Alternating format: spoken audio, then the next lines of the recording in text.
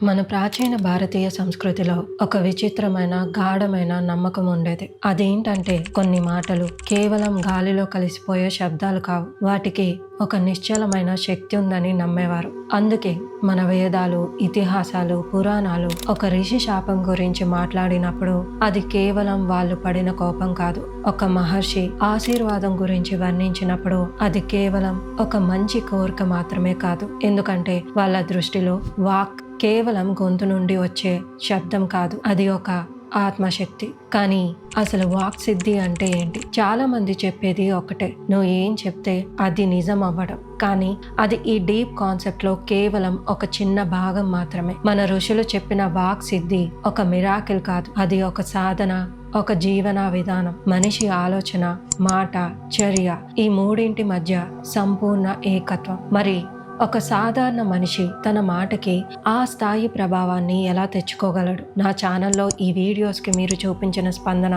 నాకు ఒక విషయాన్ని స్పష్టంగా తెలియజేసింది. మీరు ఇక్కడ కేవలం ఒక క్షణకాలం మోటివేషన్ కోసం మాత్రమే రాలేదు, మీరు వచ్చింది ఒక నిజమైన ట్రాన్స్ఫర్మేషన్ కోసం. అందుకే ఈ ఛానల్లో నా లక్ష్యం ఒకటే, మీ ఆలోచనలు, మీ అలవాట్లు, మీ కమ్యూనికేషన్, మీ పర్సనాలిటీ, మీ జీవితాన్ని ఒక్కొక్కటిగా లోపల నుండి పాలిష్ చేయటం. ఎందుకంటే పవర్ అంటే అందరికంటే ఎక్కువగా మాట్లాడడం కాదు, అవసరం వచ్చినప్పుడు ఒక్క నిశ్చలమైన మాట చాలు అనిపించే విలువను సంపాదించటం. నీ బౌండరీస్ ని ప్రతి ఒక్కరూ గౌరవించేలా జీవించటం, నీ మాట వినగానే జనాలు ఆలోచనలో పడేంత స్థాయికి ఎదగటం. మరి మన ఋషులు ఈ శక్తిని ఎలా అర్థం చేసుకున్నారు, ఆ మార్గాన్ని ఎలా అనుసరించారు? ఈ వీడియో చివరికి వాక్ సిద్ధి అంటే ఏంటి అన్న క్లారిటీ మాత్రమే కాదు, దాని వైపు నీ మొదటి అడుగు ఎలా వేయాలో కూడా నీకు స్పష్టంగా అర్థమవుతుంది. కాబట్టి వేదాలు, యోగ తంత్రాలు అన్ని కోణాల్లో వాక్ సిద్ధి అనే ఈ ప్రాచీన రహస్యాన్ని ఒక్కొక్క దశగా దాటుకుంటూ దాని నిజమైన అర్థాన్ని తెలుసుకుందాం.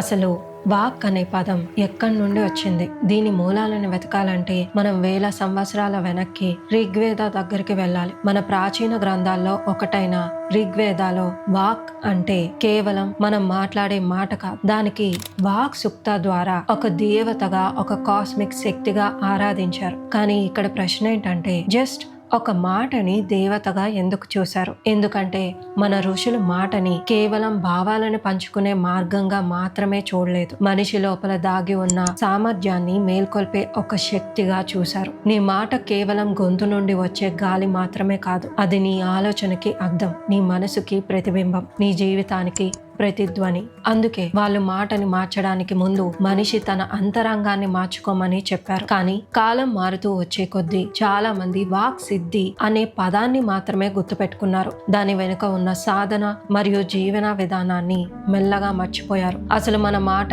ఎక్కడి నుండి పుడుతుంది? పెదవుల దగ్గర లేక నాలుక దగ్గర? లేదు, నువ్వు పెదవి విప్పి మాట్లాడక ముందే నీ మాట ఆల్రెడీ పుట్టేసింది. ఋగ్వేద ప్రకారం మాట 4 స్థాయిలు దాటి బయటకు వస్తుందని చెప్తారు. అందులో మొదటిది పర.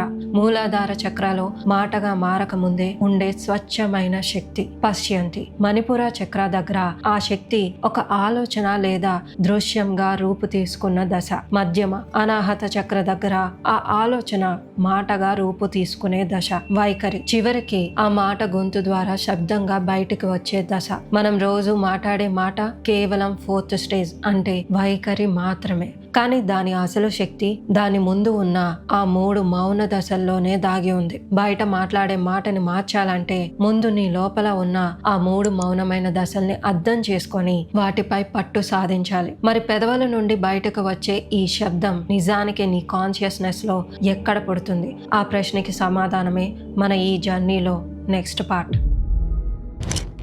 మన గొంతు నుంచి వినే మాట యొక్క మొదటి రూపం కాదు, అది కేవలం చివరి రూపం. అయితే ఈ 4 స్థాయిల నుంచి మాట పైకి వచ్చే విధానాన్ని మనం ఒక్కొక్కటిగా లోతుగా చూద్దాం. పర. ప్రతి మాట ముందు సౌండ్ గా పుట్టదు, ప్యూర్ సైలెంట్ ఎనర్జీగా పుడుతుంది. అదే పర. మన ఋషులు దీన్ని సంకల్ప సృష్టి అంటారు. నువ్వు పెదవి విప్పి మాట్లాడక ముందే నీ చిత్త అంటే నీ ఇన్నర్ మోస్ట్ కాన్షియస్నెస్ లో ఉండే ట్రూ మోటివ్, ప్యూర్ ఇంటెంట్ అక్కడే ఉంటుంది. మాట అబద్ధం చెప్పొచ్చు, కానీ పరా స్టేజ్ లో ఉన్న ఇంటెన్షన్ ఎప్పుడు అబద్ధం చెప్పదు. నీ సంకల్పంలో సెల్ఫ్ డౌట్ లేకుండా ప్యూర్ క్లారిటీ ఉంటే తర్వాత వచ్చే మాటకి దానంతట అదే ఆత్మశక్తి వస్తుంది. పశ్యంతి. ఆ సైలెంట్ ఎనర్జీ ఒక ఇన్నర్ విజన్ గా మారుతుంది. ఇక్కడ మాటలుండవు, కేవలం భావన మాత్రమే ఉంటుంది. నువ్వు మాట్లాడక ముందే నీ మనసు ఒక పిక్చర్ ని క్రియేట్ చేసుకుంటుంది. భయం ఉన్న మనిషి మాట్లాడక ముందే ఓటమిని ఇన్నర్ విజన్ గా చూస్తాడు. ఆత్మస్థైర్యం ఉన్న మనిషి లోపల విక్టరీని క్లియర్ గా ఇమాజిన్ చేసుకున్నాకే మాట్లాడతాడు. మధ్యమ.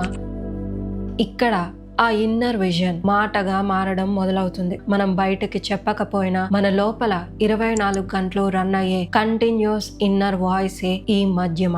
ఇక్కడ 99% మనుషులు తన పర్సనల్ పవర్ ని కోల్పోతారు. ఎందుకంటే మనస్ ఏకం వచస్ ఏకం. మనసులో ఉన్నది మాటలో ఉండటం అనే ప్రిన్సిపల్ ఇక్కడే దెబ్బతింటుంది. అంటే లోపల ఆలోచన ఒకటి, బయట మాట ఇంకోటి. లోపల ఇన్సెక్యూరిటీ, బయట గొప్పతనంతో కప్పిపుచ్చుకోవటం. ఈ ఇంటర్నల్ కాంట్రడిక్ట్ వల్లే నీ ఎనర్జీ మొత్తం డ్రైన్ అయిపోతుంది. 4వది వైఖరి. చివరికి గొంతు నుండి బయటకు వచ్చే ఫిజికల్ సౌండే ఈ వైఖరి. మనం వినే మాట మంచు కొండపై కనిపించే చిన్న భాగం మాత్రమే. అసలు లోతంతా కింద దాగి ఉంది. నీలో ముందు ఉన్న ఆ 3 దశలు వీక్ గా ఉన్నప్పుడు చివరికి వైఖరి మాటలో బరువు అంటే నీ మాటలో వెయిట్ ఎలా వస్తుంది.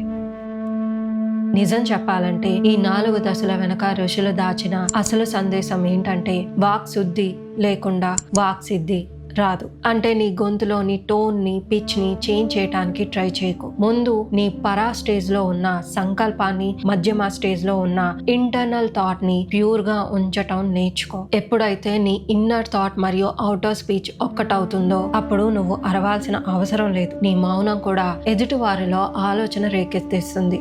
అయితే ఈ జ్ఞానాన్ని కేవలం మీతో పంచుకొని ఇక్కడే వదిలేయాలని నేను అనుకోవడం లేదు. వాక్ సిద్ధి అనే ఈ శక్తిని నిజంగా పొందాలంటే మన ఋషులు ఆచరించిన ఆ మూల సాధనని మీకు అందించాలి. చాలా మందికి ఇది తెలిసుండొచ్చు, తెలియకపోవచ్చు. కానీ మాటకి బరువు రావాలంటే ఇది ఒక మౌన యాగంలా ఈ రోజు నుండి మొదలు పెట్టాల్సిందే. ఆ సాధన ఏంటి? దానివల్ల నీ వాక్ శక్తి ఎలా మారుతుంది ఇప్పుడు చూద్దాం. వాళ్ళు ఏమైనా ఒక మ్యాజిక్ మంత్రాన్ని ఇచ్చారా, లేదా రహస్య తాంత్రిక పూజలు ఏమైనా చేయమన్నారా? లేదు. చాలా స్పష్టంగా వాళ్ళు ముందు మనిషిని మార్చమని చెప్పారు. మాట దాని తర్వాతే వస్తుంది. ఆ మార్గాన్ని 4 ప్రాక్టీసెస్ గా విభజించారు. మొదటిది సత్య. పతాంజలి యోగ సూత్రాలో సత్య గురించి ఒక అద్భుతమైన విషయం చెప్పారు. సత్యం అంటే కేవలం వేరే వాళ్ళతో అబద్ధం చెప్పకుండా ఉండటమే కాదు, మనసులో ఒకటి బయట ఇంకొకటి కాకుండా జీవించటం. నువ్వు చెప్పేది, నువ్వు చేసేది ఎప్పుడైతే ఒకటవుతాయో నీ జీవితంలో సత్యం నిలబడుతుంది. ఈ రోజు నుండి నీ మొదటి సాధన ఇదే. మౌన. మన ఋషులు మౌనాన్ని పనిష్మెంట్ లా, ఒక శిక్షలా చూడలేదు. అది స్పీచ్, ఫాస్టింగ్. అనవసరంగా మాట్లాడటం వల్ల నీలో ఎనర్జీ నీకు తెలియకుండానే డ్రైన్ అయిపోతుంది. అవసరం లేని మాటల్ని, అన్నెసెసరీ నాయిస్ ని తగ్గించటం. ఏమైనా మాట్లాడక ముందే ఈ 3 మార్గాలని దాటాలి. అవేంటంటే ఇది సత్యమేనా, ఇది అవసరమా, ఇది ఈ సమయంలో నాకు ఉపయోగపడుతుందా. ఈ 3 మార్గాలని దాటిన మాటల్ని గొంతులో నుండి బయటకు రానియకండి. మంత్ర జప. చాలా మంది జప అంటే కేవలం మెకానికల్ గా మాటలు రిపీట్ చేయడం అనుకుంటారు. కానీ దాని అసలు ఉద్దేశం సింగిల్ పాయింట్ పై ఫోకస్ ని నిలబెట్టడం. మనసు చెల్లా చెదురుగా పరిగెడుతుంటే మాట కూడా అలానే బలహీనంగా ఉంటుంది. మనసు స్థిరంగా ఉంటే గొంతు నుంచి వచ్చే మాటలో కూడా ఆ స్థిరత్వం కనిపిస్తుంది. స్వాధ్యాయ. ఇంకో పవర్ఫుల్ ప్రాక్టీస్ స్వాధ్యాయ, సెల్ఫ్ ఎగ్జామినేషన్. రోజు రాత్రి ఒక 5 నిమిషాలు సైలెంట్ గా కూర్చొని నీ డైలీ కమ్యూనికేషన్ ని గమనించు. నేను అవసరం లేకుండా కంప్లైంట్ చేస్తున్నానా, గాసిప్స్ కి టైం వేస్ట్ చేస్తున్నానా, ప్రామిస్ చేసి వాటికి కట్టుబడి ఉంటున్నానా లేదా. ఈ ఒక్క సైలెంట్ అబ్జర్వేషన్ నీ పర్సనాలిటీని, నీ ఐడెంటిటీని లోపల నుండి రిఫైన్ చేయడం మొదలు పెడుతుంది.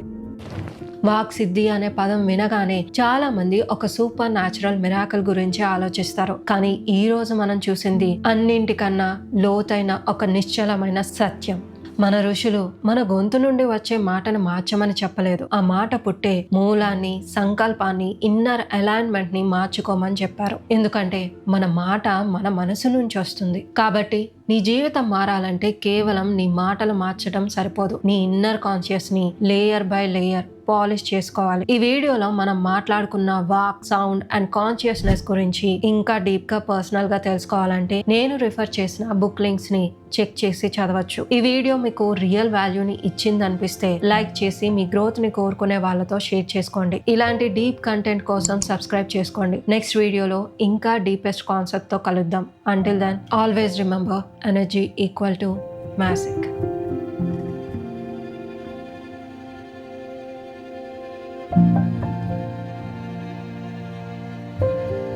thank you